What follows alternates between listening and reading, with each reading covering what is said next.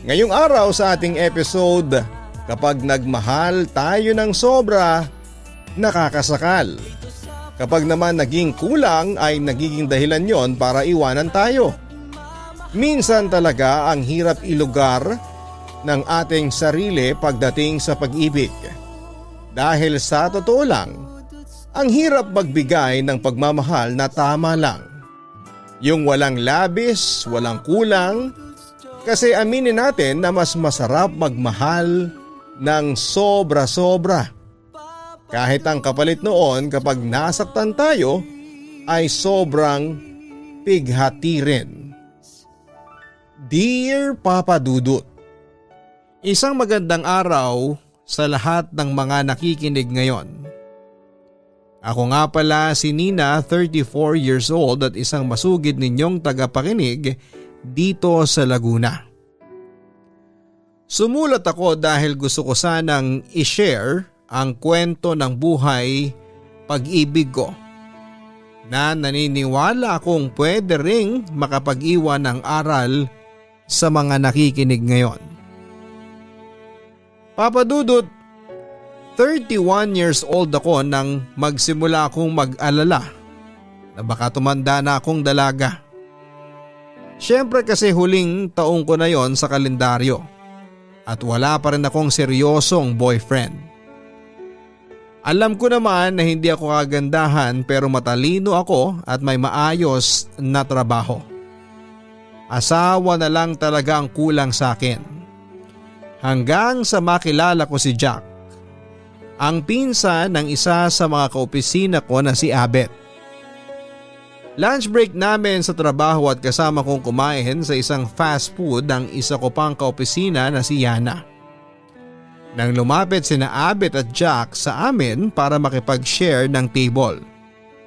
At sa unang beses na nakita ko pa lamang siya, Papa Dudut, ay hindi ko na napigilan ang sarili ko na magpa-cute sa kanya. Ang gwapo kasi talaga niya, matangkad siya, moreno, medyo singkitin ang mga mata at pang toothpaste commercial ang kanyang mga ngiti. At habang kumakain kami ay panay ang tanong ko ng mga bagay-bagay ng tungkol sa kanya. Kaya nalaman ko na 26 years old pa lang siya noon. Taga dito lang din sa Laguna at kasalukuyan na naghahanap ng trabaho. Kaka-resign niya lang daw kasi sa factory na malapit lang din sa opisina namin. Papa Dudut, marami pa sana akong gustong itanong sa kanya noon. Pero sinaway na ako ni Yana.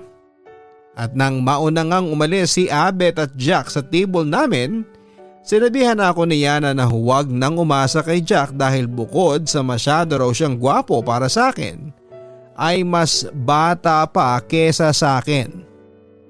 Yun daw kasi ang itsura ng lalaki na parang hindi magseseryoso sa mga babae. Papa Dudut, hindi yun ang huling beses na nagkita kami ni Jack. Dahil nagulat na lamang ako nang kinagabihan ay inad niya ako sa Facebook. At doon nga kami nagsimulang muling mag-usap. Hanggang sa puntahan niya ako sa fast food na malapit sa may building ng opisina namin para samahang mag-lunch. Madalas niyang ginagawa yon at hindi nga nagtagal ay niligawan niya ako at syempre hindi ko na yon pinatagal pa. Pagkalipas lang ng 2 linggo ay sinagot ko na nga si Jack. Masaya naman ang naging unang linggo ng relasyon namin, Papa Dudut. Madalas kaming nagkikita pero hindi kami madalas na kumakain sa labas. Paminsan-minsan lang dahil palaging short sa pera si Jack. Kaya kapag kumakain kami ay palaging sagot ko ang mga panggastos. Ayos lang naman sa akin ang ganong setup. Kahit pa nga nang mag-celebrate kami ng aming first monthsary ay ako lang talaga ang may binigay na regalo sa kanya. Humingi ng sorry noon si Jack kasi wala man lang daw siyang regalo sa akin tapos sagot ko pa ang kinakain namin noon. Pero para sa akin, Papa Dudut, ay hindi na big deal ang bagay na yon. Ano ka ba babe? Huwag ka nang mag-sorry dyan. Hindi naman kasi mahalaga sa isang relasyon ang mga material na bagay. Mas mahalaga yung nararamdaman ng dalawang tao para sa isa't isa. Ginagawa ko to hindi lang dahil sa gusto ko kung hindi dahil mahal kita. Nakangiting sabi ko pa kay Jack. At mahal din kita babe. Mahal na mahal. Sobrang swerte ko talaga na nakilala kita at naging tayo. Makahanap lang talaga ako ng maayos na trabaho babawi ako sa iyo. Sagot pa niya. Hindi mo kailangan bumawi. Okay na sa akin yung makita ka na mas nagiging maayos yung buhay mo kesa may trabaho ka na. Alam ko naman kung gaano kahirap talaga ngayon ang makahanap at magkaroon ng regular na trabaho. Wika ko. Sinabi mo pa. Paubos na nga yung pinadalang pera ng mama ko na pang-apply Nahiya na rin ako manghingi sa kanya kasi kahit nagtatrabaho siya sa Singapore ngayon, alam ko na malaki rin ang ginagastos niya doon para sa 2 anak niya sa bagong asawa niya. Malungkot na kwento niya. Gusto mo bang pahiramin muna kita ng pera? Tanong ko naman sa kanya. Wag na, hindi na kailangan. Kasya pa naman tong pera ko Kaagad natanggi niya na sinabayan pa ng pag-iling. Kasya hanggang kailan? Baka naman ma-short ka na sa susunod pang araw. Nag-aalalang sabi ko.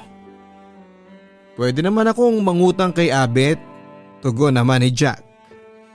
Kay Abet na naman? Ang sabi niya ang haba na raw ng listahan ng utang mo sa kanya. At saka huwag ka nang mahiya sa akin, okay? Girlfriend mo ko, basta sabihin mo sa akin kung magkano yung allowance na kailangan mo para sa mga susunod pang mga araw. At ako nang bahala doon. Nakangiting sabi ko sa kanya. Papadudot aminado ako na kapag nagde-date kaming dalawa ni Jack ay ako ang talagang palaging nagbabayad ng mga kinakain o pinupuntahan namin. Pero kahit kailan ay hindi naging issue sa akin yon. Normal na kasi yon para sa magkasintahan.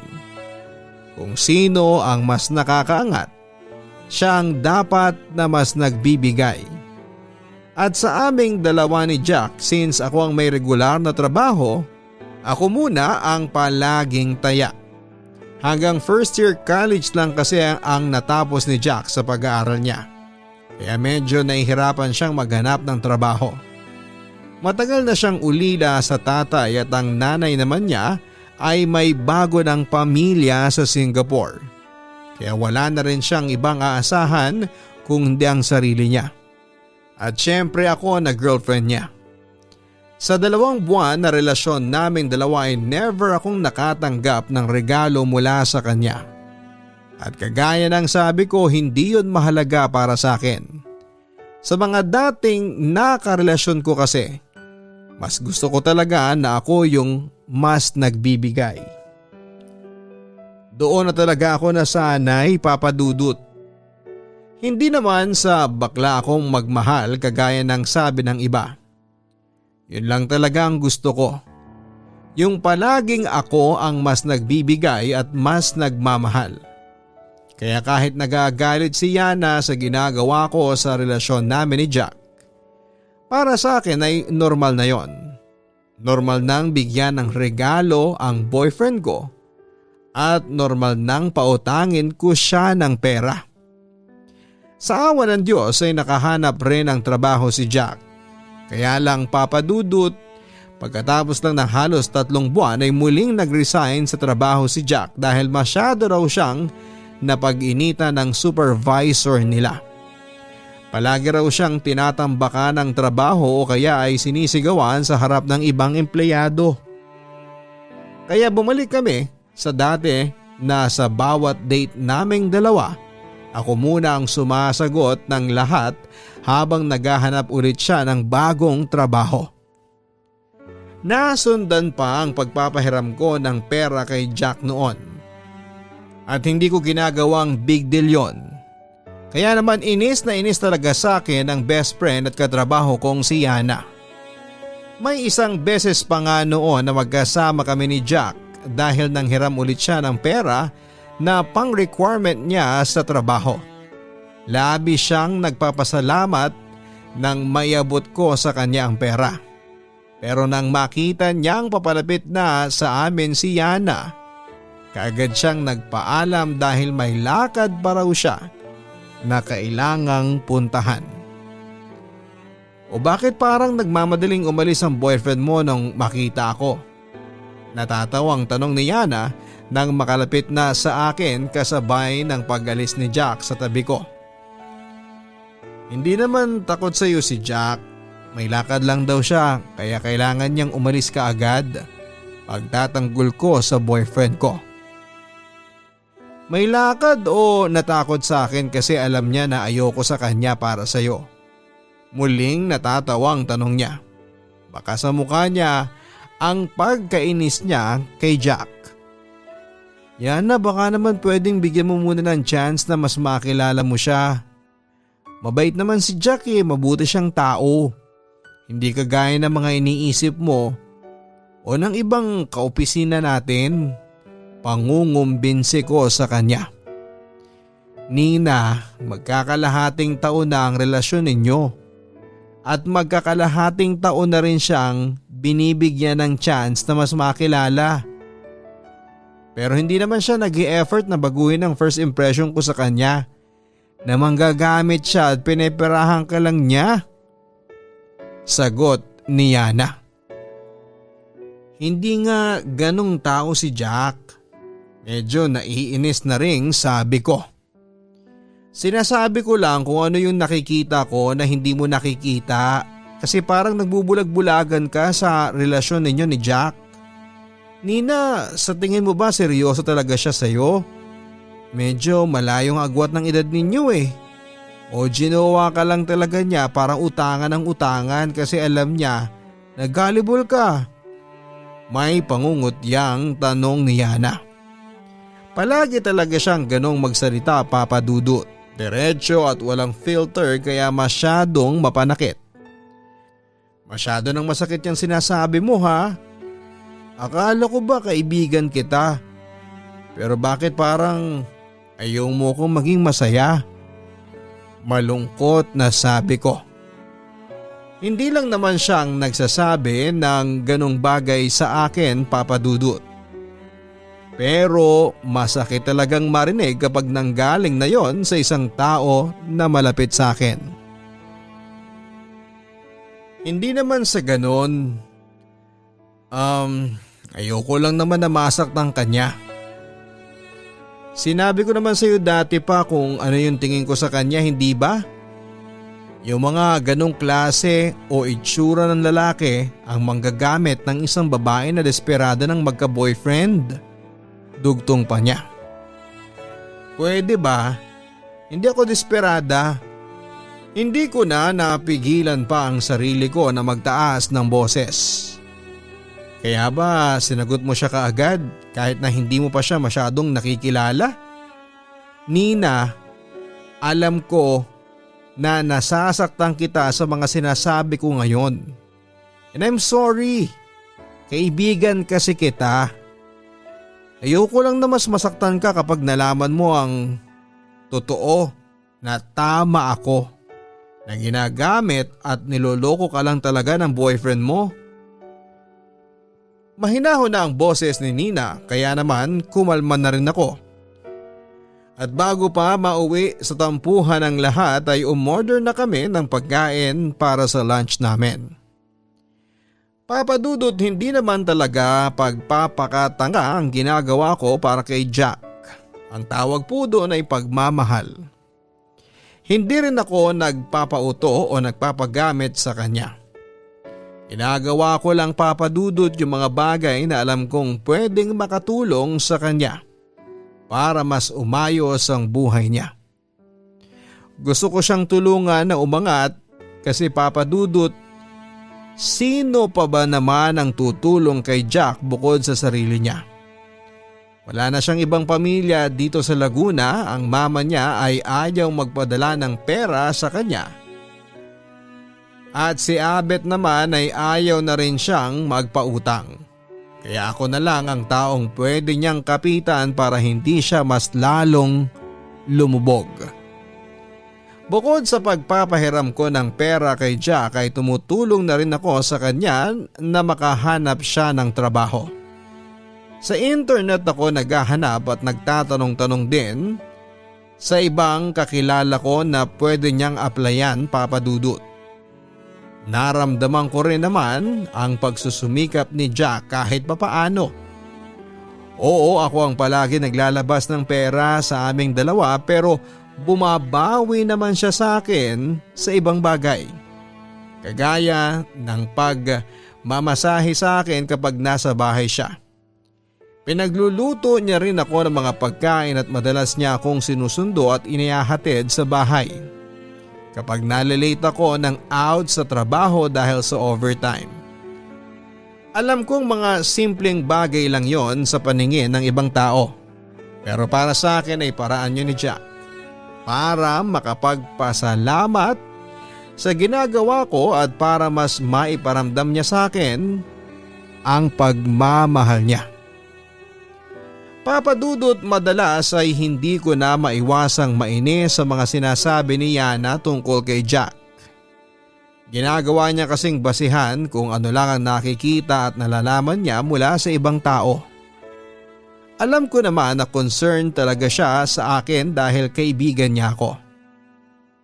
Pero madalas ay nasasaktan ako sa mga binibitawan niyang salita.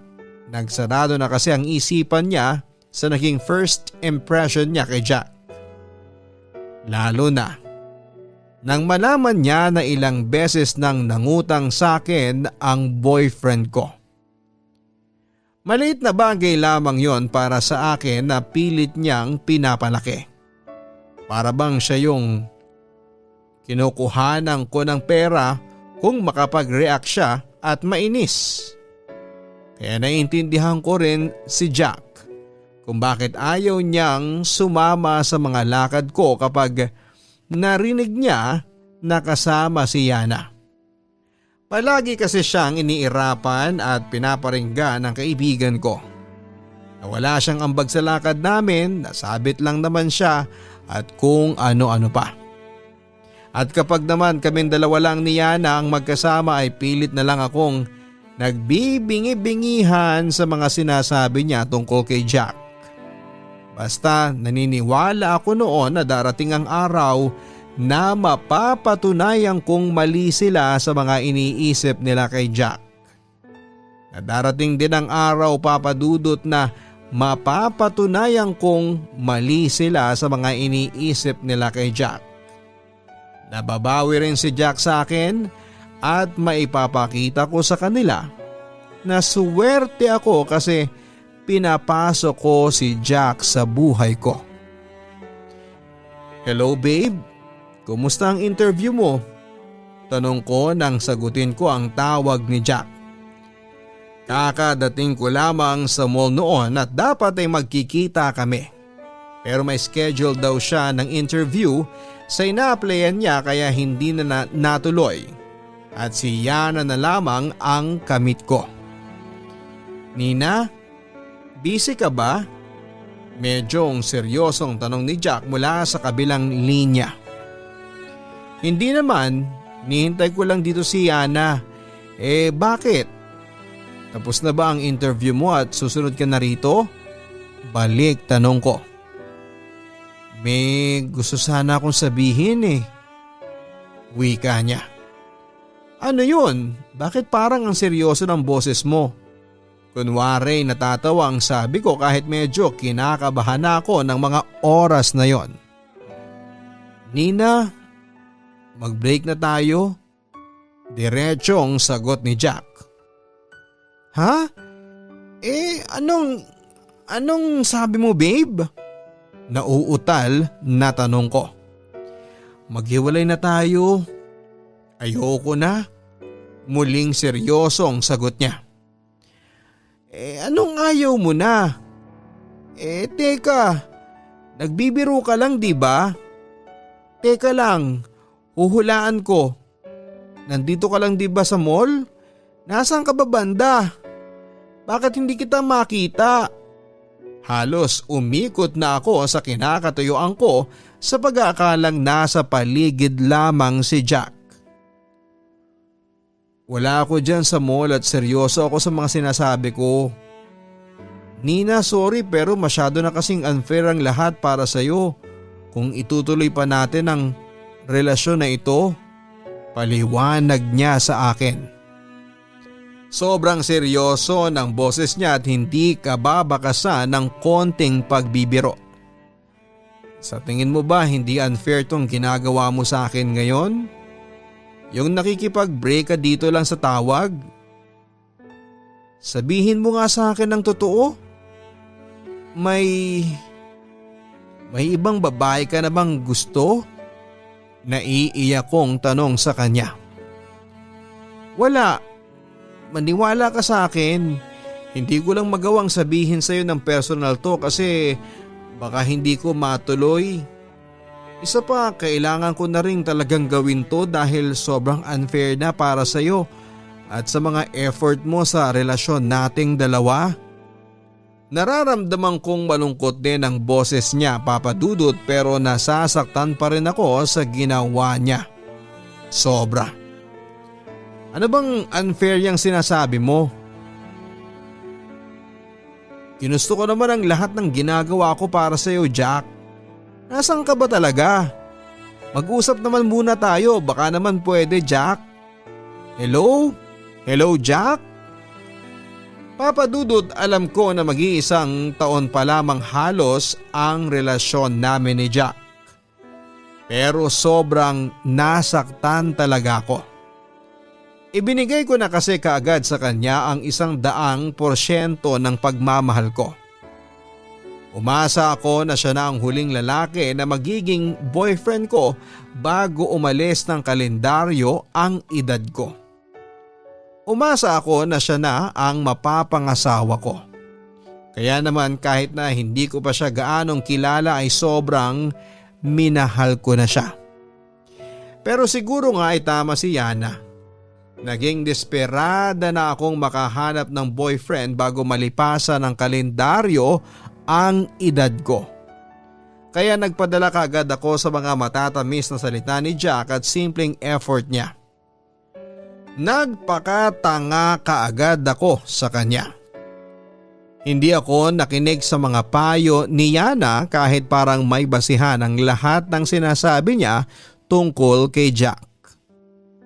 Nagpakabulag ako sa kagwapuhan ni Jack at sa pagmamahal na nararamdaman ko para sa kanya.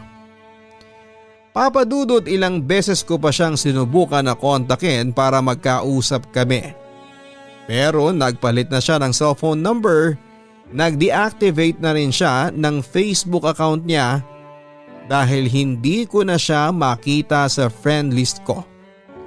O kahit pa sa dami account na ginawa ko para mahanap siya. At wala ring ibang masabi sa akin si Abet na kahit anong dahilan tungkol sa pakikipag-break sa akin ng pinsan niya dahil hindi na raw sila nagkakausap pa. Hindi rin kaagad ako nakapag-move on dahil umasa talaga ako na si Jack na ang makakasama ko na bumuo ng isang pamilya. Pero dahil wala naman akong ibang pagpipilian ay pinilit ko na talagang kalimutan siya. At kung kailan naman nagawa ko na yon, pagkalipas ng 1 taon ay saka naman siyang babalik muli sa buhay ko.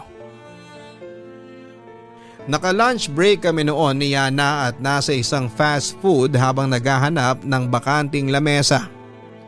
Hindi ko inaasahan ang paglapit sa akin noon ni Jack, kasunod ang pangungumusta niya na para bang walang kahit na anong masakit na pangyayaring namagitan sa aming dalawa noon. Siyempre nauna nang nagtaray ang best friend ko at sinabihan siya na huwag na akong kausapin pa. Hinila na rin ako noon ni Yana palayo kay Jack at pumwesto na kami sa isang bakanting lamesa. Grabe, Ang kapal talaga ng mukha niya na magpakita ulit sa'yo. At talagang tinitignan ka pa niya mula dun sa lamesa kung nasaan siya ngayon. Inis na sabi ni Yana. Talaga? Nakatingin siya dito? Medyo nauutal na tanong ko dahil hindi ko matignan ang lamesa kung nasaan si Jack. Oo pero Nina ha, huwag mong sabihin na kinikilig ka pa rin sa kanya. Naku talaga ha, sinasabi ko sa'yo, kakalbuhin talaga kita dyan sa mga pag-blush-blush ng pisngi mo ha. May gigil sa inis na sabi ni Yana. Hindi naman sa kinikilig ako. Sinabi kasi sa akin ni Jack na gusto niya ako makausap dahil may bago siyang sasabihin. Naisip ko lang na wala pa kaming formal na breakup. Baka yun ang dahilan kaya gusto niyang magkausap kaming dalawa. Sagot ko.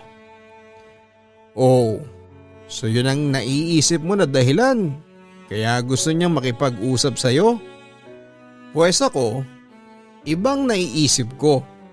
Ang naiisip ko, kaya siguro siya lumapit sa'yo kasi gusto niya na bilugin niyang ulo mo at gamitin ka. Muling pagtataray ni Yana. Paano kung ibang dahilan niya? Tanong ko. Nina, pwede ba? Akala ko ba nakapag-move on ka na sa kanya? 1 taon nang nakakalipas mula nang makipag-break siya sa'yo no? Tapos ganyan ang maririnig ko sa'yo? Sinabihan na kita noon ha na huwag mong seryosohin yung lalaki na yan. At hindi ako mapapagod na sabihin sa'yo ngayon na huwag mo nang babalikan yung manggagamit na yan. Pagbabanta sa akin ng best friend ko. Papadudod sa totoo lang ay napakarami ko pa sanang gustong sabihin kay Jack noong araw na nagkita kami. Marami pa sana akong gustong itanong sa kanya pero dahil kasama ko si Yana na mas galit na galit pa kesa sa akin ang araw na yon ay hindi ko na yon nagawa pa. Pero nasundan pa ang mga araw na nagkita muli kami ni Jack. Siguro ay alam niya na sa fast food na yon kami madalas na kumakain ni Yana kapag lunch break sa opisina. Dahil sa ganong oras namin siya nakikita na kumakain din doon. Ramdam ko na gusto niya akong lapitan pero hindi niya tinutuloy yon. Madalas kasing nakakasalubong ang tingin ng mga mata namin. At aaminin ko na gusto ko na rin siyang lapitan. Pero dahil nga sa paulit-ulit na sinasabi ni Yana na baka lokohin at bilugin na naman ni Jack ang ulo ko, ay pilit ko na lamang ding pinigilan ang sarili ko. Kahit sobrang hirap talaga. Papadudot akala ko noon ay tuluyan na akong nakapag-move on kay Jack. May 1 taon na rin kasi buhat nang makipaghiwalay siya sa akin sa pamamagitan ng tawag lamang. Pagkatapos niya akong tawagan noon ay kaagad akong umuwi sa bahay at umiyak ng umiyak. Halos kalahating taon na akong ganon. Mag-isang umiiyak habang tinatanong ang sarili ko na bakit siya nakipaghiwalay sa akin. Saan ba ako nagkulang bilang girlfriend niya? Saan ba ako sumobra? Hanggang isang araw ay nagising na lamang ako na kahit paano ay gumaan na ang pakiramdam ko. At doon ko naisip na siguro nga ay nakapag-move on na ako mula kay Jack. Kasi napipigilan ko na ang sarili ko na hanapin siya sa Facebook at i-dial ng paulit-ulit ang cellphone number niya na hindi ko naman na makontak. Pero papadudot mula nang makita ko ngang muli si Jack, parang bumalik lahat ng naramdaman ko para sa kanya. Lahat ng saya at sakit, nahihirapan na akong alisin siya sa isipan ko gabi-gabi. At kahit na 1 taon na ang lumipas, pakiramdam ko ay parang kahapon lang nangyari ang lahat. Parang kahapon niya lang ako niligawan, naging kami at iniwan sa ere. At doon ko rin unti-unting naramdaman na bumabalik ang lahat ng sakit. Pati na rin ang pagmamahal ko para sa kanya. Hindi rin kaagad tumigil sa pagsubok si Jack na makausap ako. Pero syempre, takot na si Yana na masaktan muli ako ni Jack. Kaya sa tuwing lalapit si Jack sa akin, kaagad siyang pinapaalis ni Yana. Jack, umalis ka na. Kung hindi, gagawa talaga ako ng gulo dito sa labas ng movie house. At ikaw ang ipapadampot ko sa mga guard. Pagbabanta pa ni Yana. Yana, tama na. Awat ko naman sa kaibigan ko. Hindi eh. Masyado nang makapalang mukha nitong ex-boyfriend mo. Ito ang tandaan mo, Jack, ha? Hindi na ulit babalik sa iyo ang kaibigan ko dahil matalino siya. Hindi na siya yung nina na nagpakatanga at nagpagamit sa iyo dati. Kaya umalis ka na. Pagtataboy ni Yana. I'm sorry kung yun ang pagkakakilala niyo sa akin pero hindi talaga ako ganong klase ng tao. I'm sorry Nina kung sobra kitang nasaktan. Pero maniwala ka at sa hindi, minahal kita. Totoong minahal kita ng sobra-sobra at alam kong nararamdaman mo yun. Sige, alis na ako, pasensya na ulit. Despensa naman ni Jack. Kitang-kita ko ang lungkot sa mga mata niya bago siya umalis sa harapan namin.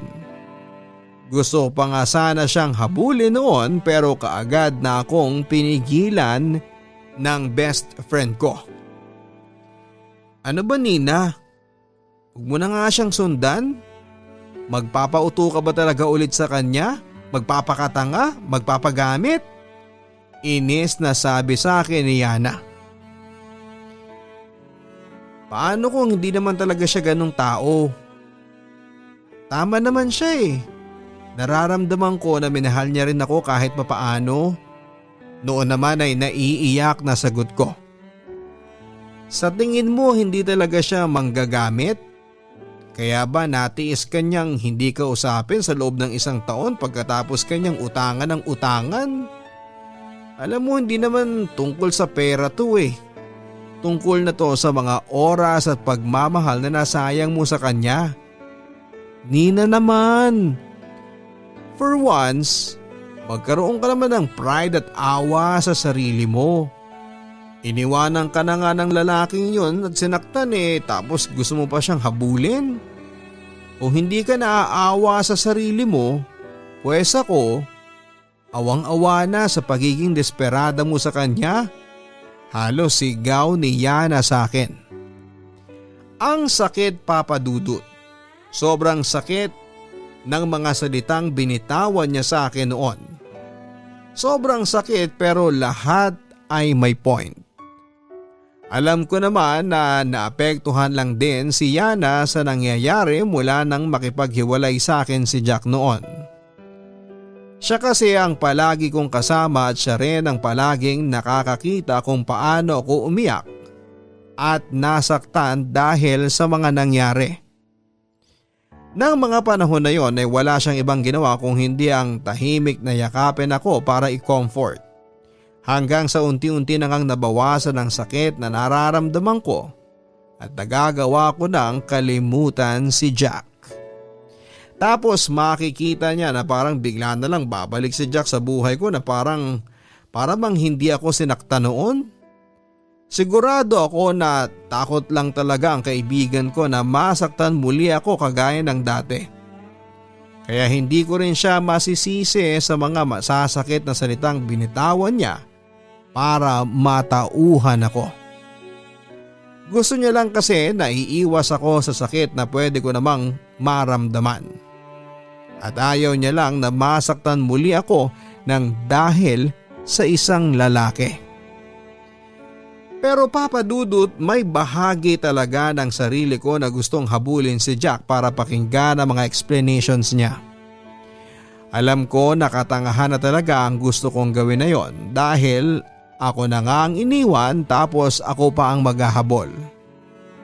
Nang sinabi niya kasi na minahal niya raw talaga ako ng sobra-sobra, doon ko mas naramdaman na bumalik na talaga ang lahat ng pagmamahal ko para sa kanya. Pero kagaya nga ng sabi niya na kotang-kota na ako sa pagpapakatanga kay Jack. Kaya mas pinili ko na lamang na pigilan ang nararamdaman ko para sa kanya at pilit siyang nilayuan. Kaya lang hindi ko rin pala tuluyang magagawa yon, Papa Dudut. Dahil sinet up kami ng date ng kaibigan kong si Abet. Aalis na dapat ako noon pero napigilan ako ni Jack.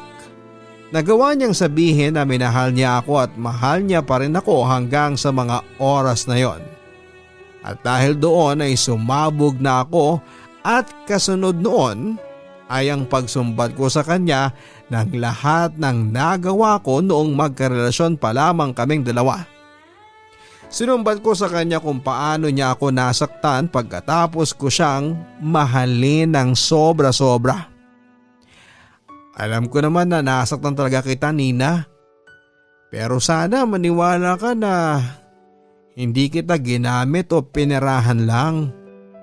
Totoong minahal kita at ang tanging pagkakamali lang na ginawa ko ay yung iniwanan kita para ayusin ang buhay ko.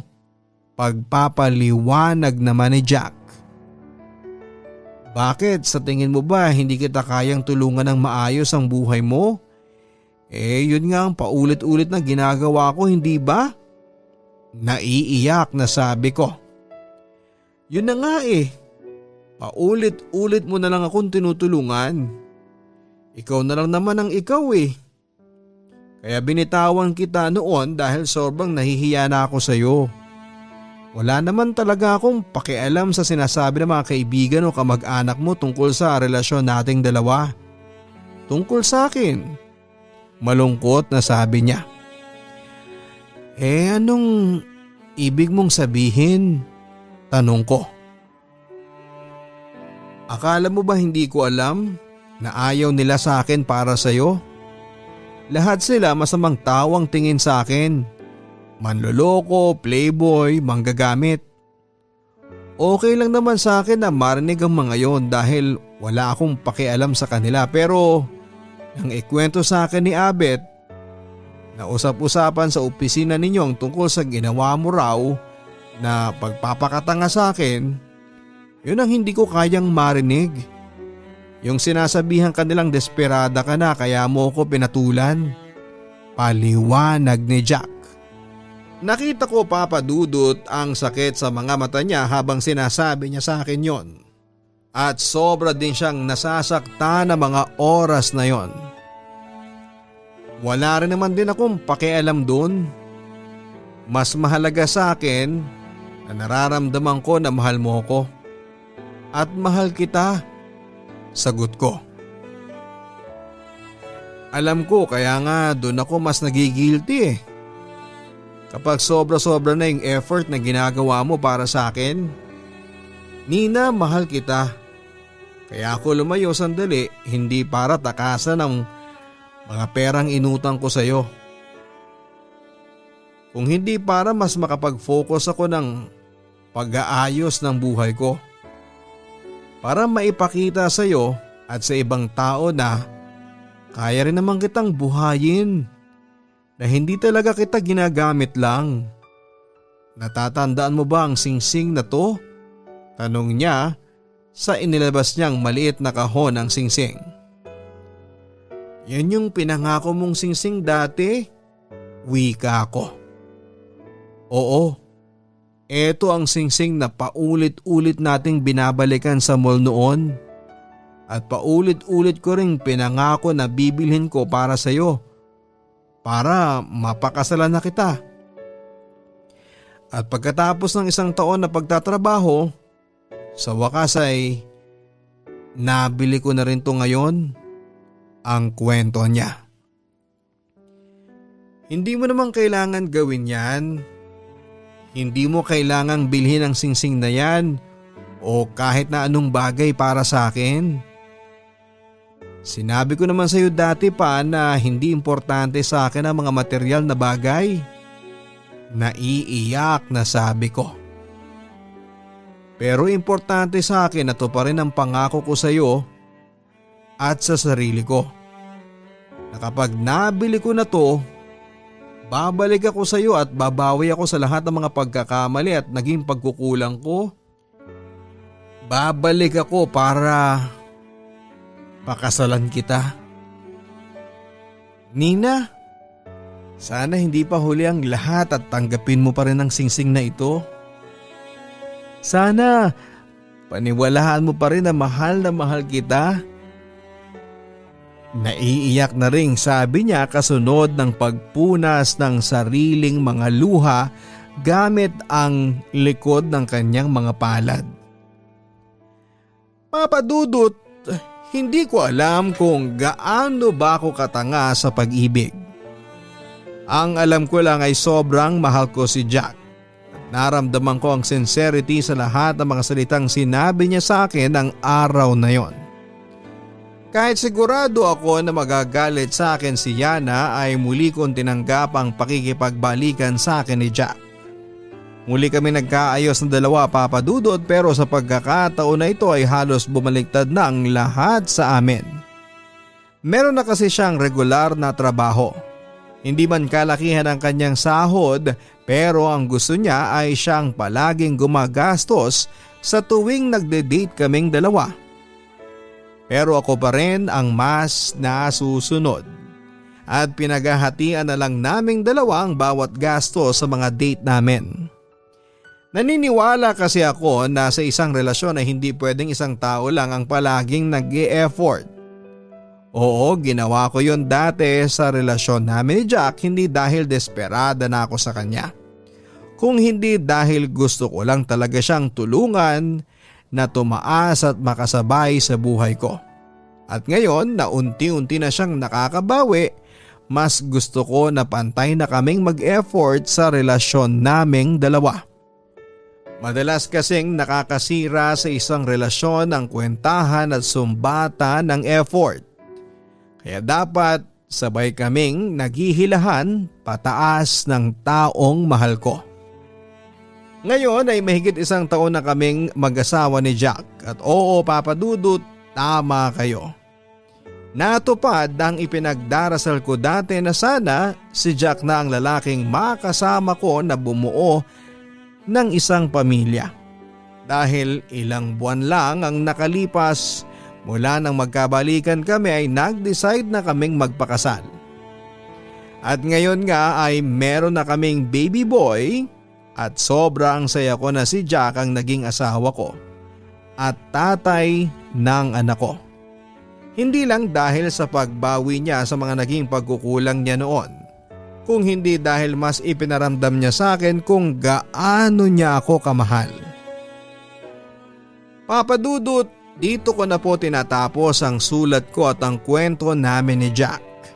At sa mga listeners ninyo na malapit nang malipasan ng kalendaryo ang edad pero single pa rin hanggang sa ngayon, kapit lang tayo. Dahil kahit na nasa bingo card na ang edad mo, pwede mo pa rin makilala ang para sa'yo basta pareho na kayong nasa tamang panahon. Hanggang dito na lamang, Nina.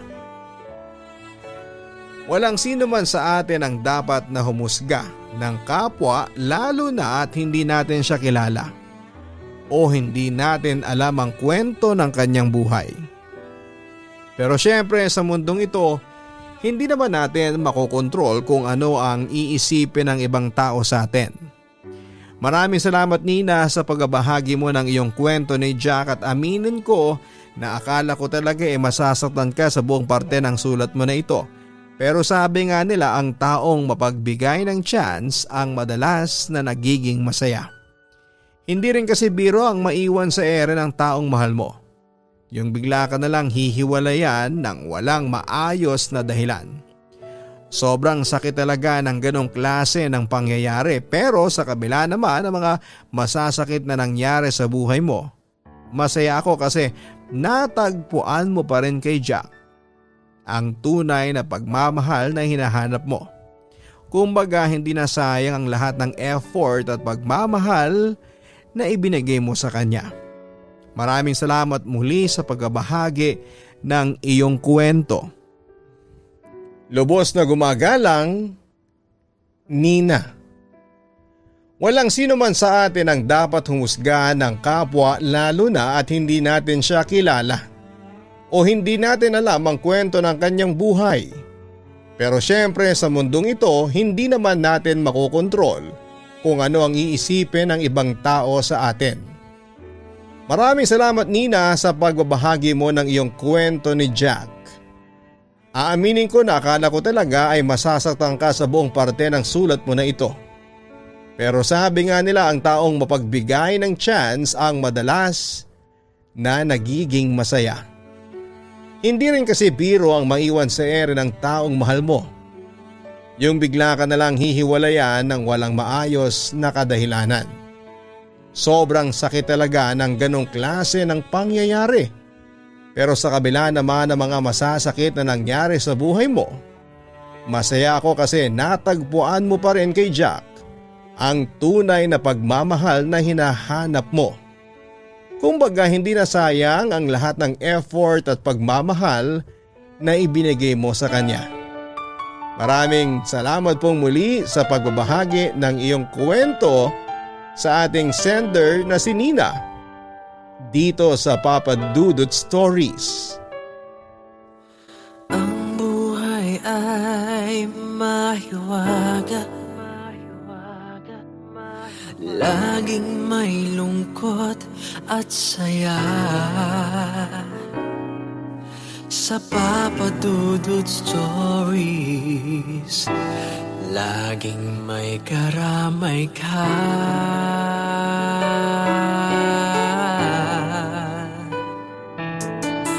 Mga problemang kay bigat, dito ay pakikinggan ka.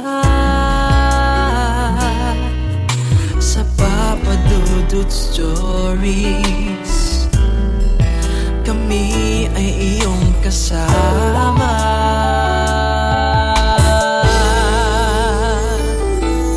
Dito sa Papa Dudut Stories, ikaw ay hindi nag-iisa.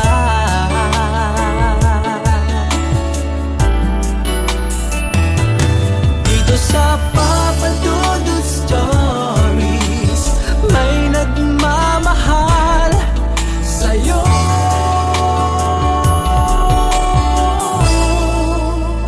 Papa Dudut Stories, Papa Dudut Stories,